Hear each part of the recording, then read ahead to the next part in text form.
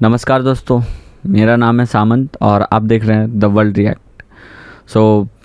आज हम रिजवान सर के वीडियो पे रिएक्ट करने वाले हैं, जो कि है अभी जो रिसेंट एक डील हुई है इंडिया की। 300 बिलियन रिलायंस ने डील की है यूएस के साथ ऑयल के ऊपर। हम लोग अपने एनर्जीज़ को लेके बहुत सीरियस है।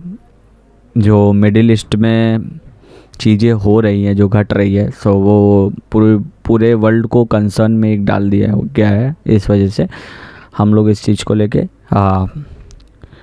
फॉरवर्ड हैं और इस चीज़ को समझ रहे हैं, गंभीरता से ले रहे हैं।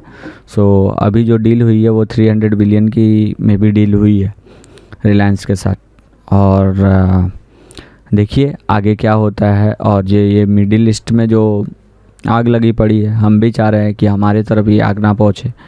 एलपीजी की शॉर्टेज तो हो ही रही है और डीजल पेट्रोल की ना हो। और सबसे बढ़िया बात यह है कि हम लोग के पास ऑयल डिपो था, तो कुछ रिजर्व्स ऑयल है, सो दैट हम लोग के जो रेट है तेल और पेट्रोल डीजल के, उसमें कोई फ्लक्चुएशन नहीं देखने को मिल रही है।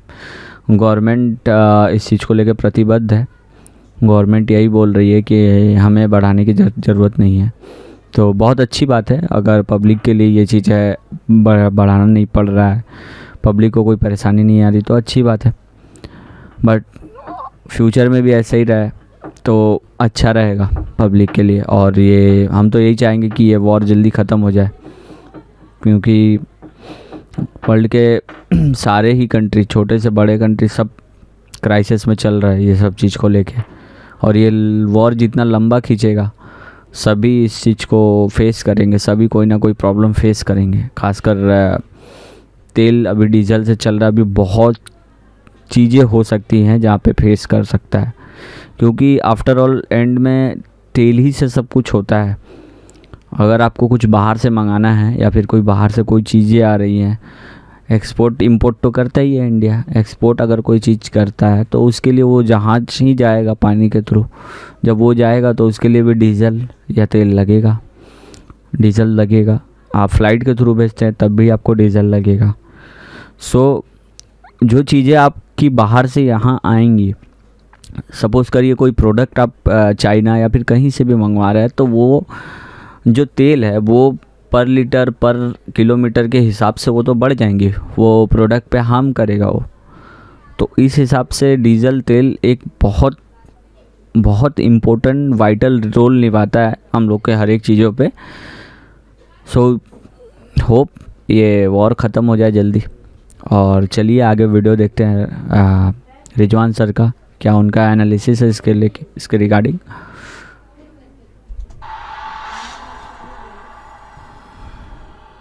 हेलो, नमस्कार, सत श्री अकाल, अस्सलाम वालेकुम। कैसे हैं जनाब? इससे पहले गल्फ और हर्मुज की बात हो, रिलायंस यूएसए की डील की बात हो, दिल जलो की बात हो, थोड़े से मिशन भारत से लेटेस्ट क्लिप्स आए, देख लीजिए कैसी नस्ल तैयार हो रही है। हिंदुस्तान में इसका कोई जवाब नहीं है, या यूं कहो कि मिशन भारत खुद लाजवाब है।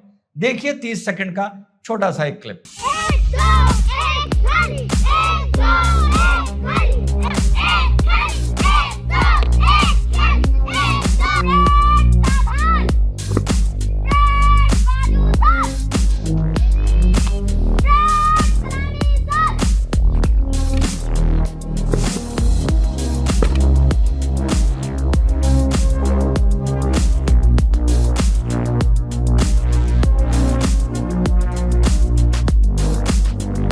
साथियों, और हिंदुस्तान में एक ऐसी भी नस्ल तैयार हो रही है जो कहती है हमें बहुत परेशानी है, भारत रशिया से ऑयल क्यों ले रहा है, क्यों यूएसए से अपने संबंध बिगाड़ रहा है। उसके बाद जब भारत कहता है कोई बात नहीं, रशिया से हम ऑयल लेना कम कर देंगे, रशिया भी कहता है कोई बात नहीं, हो ऑयल लेना कम कर दो, और भारत कहता है यूएसए से हमारे संबंध अच्छे हो रहे हैं, तो वही नस्ल कहती है क्या, अबे यार यूएसए से संबंध कैसे अच्छे हो रहे हैं तुम्हारे, हमें इस बात में भी परेशानी है। जब रिलायंस रशिया से ऑयल लेता है तब भी उनके पेट में दर्द होता है, अजीब नस्ल है। और जब रिलायंस यूएसए के साथ एक बहुत बड़ा करार करता है, जिसको डोनाल्ड ट्रंप मंगलवार ट्यूसडे को अनाउंस करता है, जिसमें वो बताता है कि लगभग 50 साल बाद अमेरिकन लाइट शेल ऑयल जो है उसकी रिफाइनिंग के लिए पहला यूनिट या रिफाइनिंग प्लांट टेक्सास में बॉर्नविले में लगने जा रहा है। $300 बिलियन का ये टोटल इन्वेस्टमेंट है, या अभी ये पूरा क्लियर नहीं है कि पूरा इन्वेस्टमेंट है या जितना वहां पे ऑयल प्रोसेस होगा आने वाले 20 साल में वो $300 बिलियन का है। तब भी उस नस्ल के पेट में दर्द होने लगता है कि अमेरिका से रिलायंस क्यों डील कर रहा है, यानी हर हाल में इनको मातम करना है और डुगडुगी बजानी है। तो जी हां साथियों, जहां ऑयल ऑयल ऑयल का इतना हल्ला मचा हुआ है, यस, भारत में भी एलपीजी की किल्लत शुरू हो गई है, बुकिंग लेट आ रही है, कमर्शियल एलपीजीज मिलने बंद हो गए हैं। अलग अलग जगह से ये रिपोर्ट्स आ रही हैं कि रेस्टोरेंट्स में, होटल्स में बहुत प्रॉब्लम आ रही है। तो उसी बीच एक बड़ा करार हुआ है रिलायंस का, जिसको ट्रंप की जो एक कंपनी है अमेरिकन फर्स्ट रिफाइनिंग, उसने खोला है। उसने इस प्रोजेक्ट को रिलायंस के साथ फाइनल किया है, मुकेश अंबानी साहब के साथ। अब सवाल उठता है कि अमेरिका में इससे पहले कोई रिफाइनिंग थी? नहीं थी। अमेरिका में जितनी भी रिफाइनिंग लगी हुई हैं, रिफाइनरीज, वो सब हैवी क्रूड ऑयल के लिए हैं, और अमेरिका का जो शेल ऑयल अपना है वो लाइट है। तो America largest producer of oil है वर्ल्ड में, ये बता दूं आप लोगों को। वो तो अपने इंटरनल कंजम्पशन की वजह से वो दुनिया में एक्सपोर्ट नहीं कर पाता। तो उसकी जो लाइट ऑयल है, उसको, उसके पॉइंट ऑफ व्यू से पिछले 50 साल में पहली ये रिफाइनरी लग रही है। तो अमेरिका को करना क्या पड़ता था साथियों, कि बाहर से हैवी क्रूड ऑयल मंगाना पड़ता था रिफाइन करने के लिए, क्योंकि उसके यहाँ जो रिफाइनरीज थी वो हैवी क्रूड ऑयल की लगी हुई थी। तो ये अब जून में इसका काम शुरू होने जा रहा है। लेकिन अभी रिलायंस की तरफ मे बी ये डील, मुझे लग रहा है कि ये रिफाइनरी को लेके है। रिलायंस तो एज यू नो कि रिफाइनरी रिलायंस की है जामनगर में, और वो बहुत पहले पुराने प्लेयर है इस चीज़ को लेके। तो मे बी हो सकता है कि एक्सपीरियंस प्लेयर की वजह से रिफाइनरी के लिए यूएस टाई अप कर रहा है इंडिया के साथ, यानी जो भी रिलायंस के साथ ही टाई अप कर रहा है, मतलब इंडिया के साथ ही कर रहा है। तो रिफाइनरी करने के लिए मे बी उसके लिए रिलायंस को लिया जा रहा है, क्योंकि उनका बहुत अनुभव है इस चीज़ में। तो लाइट ऑयल होगा तो उस चीज़ के रिगार्डिंग हो सकता है मे बी। तो आगे वीडियो देखते हैं, इन्फॉर्मेशन और भी मिलेगी यहाँ पे तो पता चलेगा। इस पर कोई भी बयान नहीं आया है। तो जब डोनाल्ड ट्रंप की जहां तक बात है, उसको अभी हम फिलहाल एक प्रश्न चिन्ह के साथ देखते हैं। लेट अस सी कि रिलायंस की तरफ से क्या जवाब आता है। पर इतना जरूर बता दूं कि यहां पर ऐसे लोग हैं जो हर मौके पर मातम करते हैं। रशिया से अच्छे रिश्ते होंगे तो भी, अमेरिका से अच्छे रिश्ते होंगे तो भी। तो एक तो ये बात हो गई। अब दूसरी बात यह हो गई कि जैसा मैंने बताया कि एलपीजी में दिक्कत चल रही है, शुरू हो गई है। तो गल्फ ऑफ, ये स्ट्रेट ऑफ हरमूज को लेकर अब अमेरिका हरकत में आ गया है, और ईरान की 16 माइन लेयरिंग जो बोट्स थी उनको एक झटके में डिस्ट्रॉय कर दिया है। माइन लेयरिंग बोट्स मतलब जो शिप्स के रास्ते में फ्लोटिंग माइंस लगाई जाती हैं, जिनसे शिप टकराते ही ब्लास्ट होता है और शिप को खासी हानि पहुंचती है और डूब भी सकती है। तो वो जितने भी माइन लेयर्स थे उनको एक तरफ से डिस्ट्रॉय कर दिया गया है। लेकिन इसका मतलब ये नहीं है कि गल्फ ऑफ हरमूज सेफ हो गई है। मतलब यह है कि अपने शोर पर बैठकर ईरान अभी भी वहां से जाने वाली शिप्स को, जो माल एक्सपोर्ट होता है मिडिल ईस्ट ओमान का, उसको हिट कर सकता है। अब तीसरी बात यह आ रही है कि इसमें फ्रांस आगे आ रहा है, और फ्रांस कह रहा है कि गल्फ ऑफ हरमूज से हमारी नेवी शिप्स को एज प्रोटेक्शन देकर निकालेगी। और इसी श्रृंखला में भारत में भी एक प्रपोजल आया है, या भारत में भी विचार हो रहा है। रिपोर्ट्स बता रही हैं साथियों कि भारतीय नेवी भी वहां जाकर एक तसल्ली के तौर पर, भरे ईरान ने कह दिया है कि हम हिट नहीं करेंगे, पर कभी कभी फ्रिंज एलिमेंट्स हो सकते हैं, कभी कभी वहां के जो एक तरह से आज की तारीख में जिनको माना जा रहा है नॉन स्टेट कमांडर्स बन गए हैं, जिनके पीछे कम्युनिकेशन नहीं है कि पीछे। अच्छा, अभी थाईलैंड के 3 शिप्स को डुबाया गया है ईरान के तौर से, और ये तो रिस्की है, बात तो सही है, क्योंकि शायद वहीं पे स्ट्रेट ऑफ हरमोज में ही मे बी हुतीज है, शायद हुतीज रेबल है मे बी उसी साइड। तो वहाँ आए दिन शिप की घटना होते रहती है, ये सब टाइप की चीज़ें पहले होती थी छोटी मोटी, तो ठीक है ये, लेकिन अलग लेवल पे तो वॉर चल रही है तो उस पर मिसाइल गिर रहे हैं तो वो तो रिस्की है। सो इंडिया तो इधर रिस्क नहीं ले सकता है, बात सही है। अगर ईरान ने दे दिया है क्लियरेंस, इसका मतलब ये भी नहीं है कि कुछ एलिमेंट्स है, क्योंकि उनकी जो आर्मी है अभी ऑटो पायलट पे चल रही है समझो तो, क्योंकि उनका लीडर जो है अभी एक नया आया है। सो उनका शायद आयतुल्ला खामनेई का बेटा है, तो वो आया है और यूएस ने उसको भी धमकी दे दी है कि उसको भी मैं नहीं छोड़ेंगे हम लोग, वो भी जल्दी ख़त्म हो जाएगा। तो क्या होगा कोई ठीक नहीं है इस चीज़ का। और देखिए अटैक्स तो हमको लग नहीं रहा है कि वो कम होंगे। और अभी जो इनका जो माइंस बोट्स थे यूएस ने उड़ाए हैं कुछ, तो उससे शायद थोड़ा कम है, बट रिस्की तो है। अभी मुझे लगता नहीं है कि कोई भी जल्दी कोई देश वहाँ से जाना चाहेगा।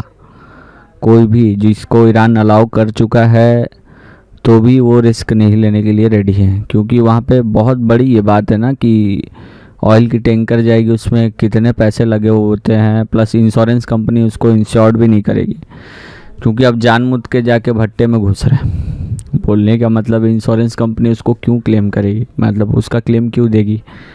आप तो जानबूझ के जा रहे हैं, वॉर चल रही है, उस वॉर में इंश्योरेंस कुछ नहीं कर सकता। सो वो तेल का जो लॉस होगा, जो कंपनी का लॉस होगा, शिप का लॉस होगा, बहुत बड़ा लॉस होगा, तो कोई उतना बड़ा रिस्क लेने के लिए रेडी नहीं है। अभी तेल की एक एक बूंद हाँ कुछ देशों के लिए बहुत ज़्यादा मैटर कर रही है। सो तो रिस्की तो है, इसको उधर से जाया नहीं जा सकता है। क्या फैसला ले रही है हमारी सरकार, वो कोई हिट ना कर दे, तो उसके लिए इंडियन नेवी की भी साथियों नौबत आ रही है कि ये भी स्ट्रेट ऑफ हॉर्मुज जाकर अपने भारत की तरफ आने वाले शिप्स को एस्कॉर्ट कर सकती है साथियों।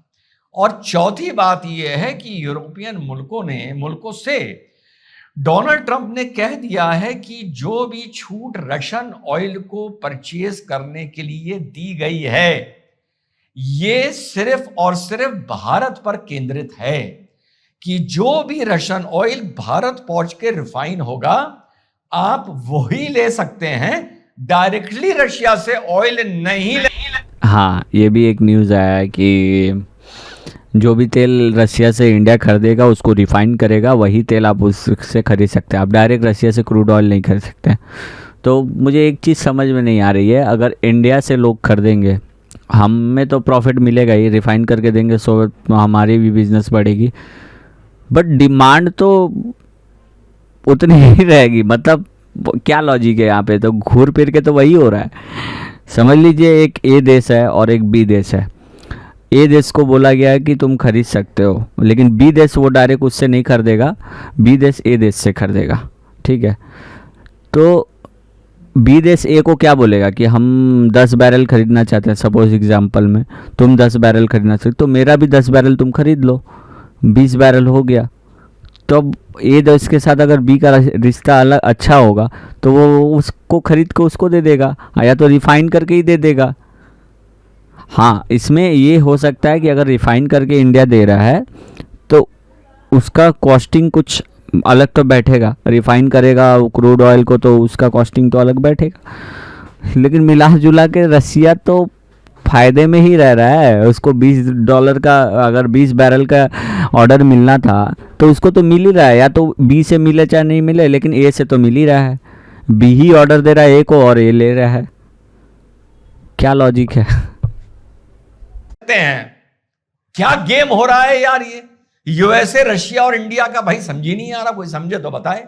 तो ये एक नया एंगल इसमें सामने आया है। और एक अपडेट ये है कि जो ईरान ने ये बोला कि चाइना और इंडिया की शिप्स को हम हिट नहीं करेंगे जो स्ट्रेट ऑफ हॉर्मुज से निकलेगी। कल ये लाइव में किसी ने इंसाइट दिया, बड़ा अच्छा इंसाइट दिया उस बच्चे ने, लड़के ने, किसी ने भी। तो जो यहां से आपकी शिप्स निकलेंगी हम उसको हिट नहीं करेंगे। इसके दो कारण थे।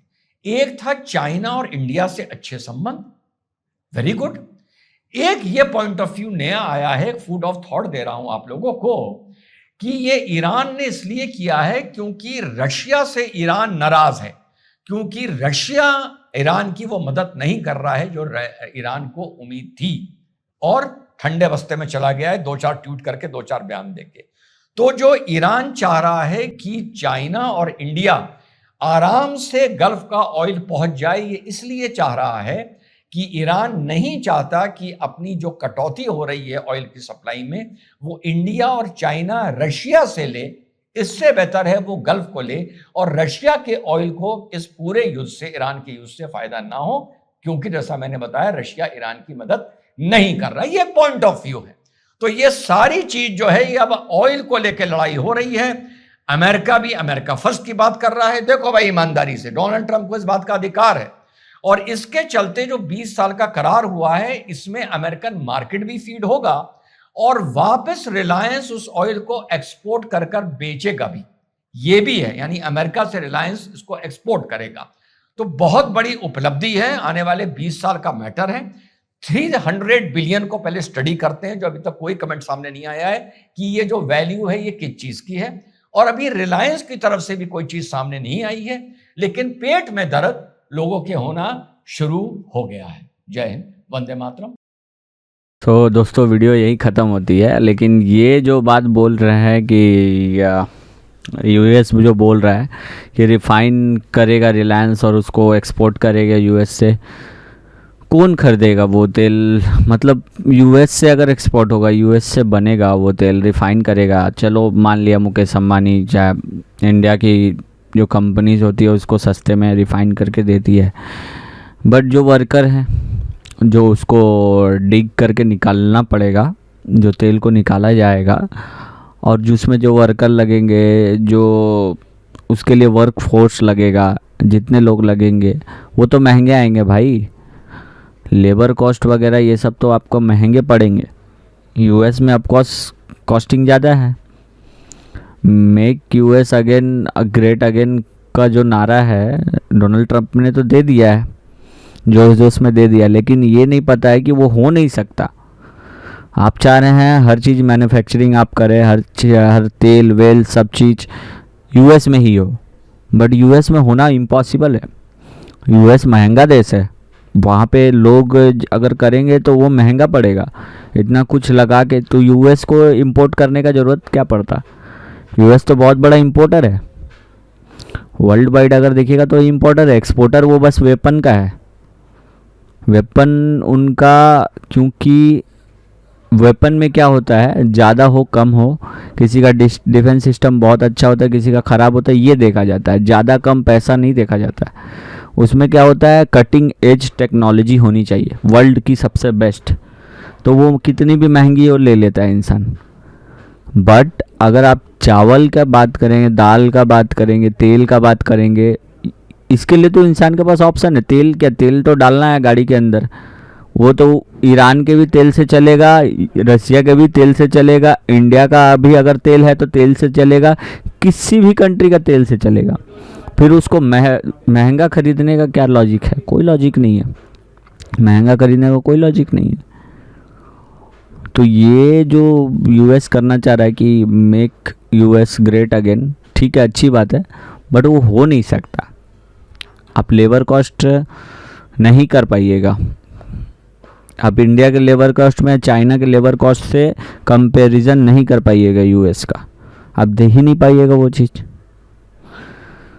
तो ये एक टाइप का चूरन है, ये दिखाया जा रहा है उनको, मतलब कंट्री को, लोगों को। अब इलेक्शन आएगा तो डोनाल्ड ट्रंप को कुछ तो दिखाना पड़ेगा कि मैंने क्या किया, कुछ तो किया है, रिफाइनरी लगाया है, ये किया वो किया है, सारे जॉब लेके आया, बोलेगा यही सब। तो वो कर रहा है इस चीज़ को। सो देखिए अब आगे क्या होता है। या रिलायंस के लिए तो अच्छा है एक्सपोर्ट, लेकिन चैलेंजेस होंगे मार्केट में, उसको बेचना चैलेंजेस होंगे। अब वो कुछ ना कुछ तो करेंगे उस चीज़ के लिए, प्राइसिंग के लिए। ठीक है, आगे देखते हैं क्या होता है। और आपको वीडियो अगर पसंद आए तो लाइक करिए, सब्सक्राइब करिए, शेयर करिए और हम लोगों से जुड़े रहिए। मिलते हैं अपने अगले वीडियो में, तब तक के लिए धन्यवाद।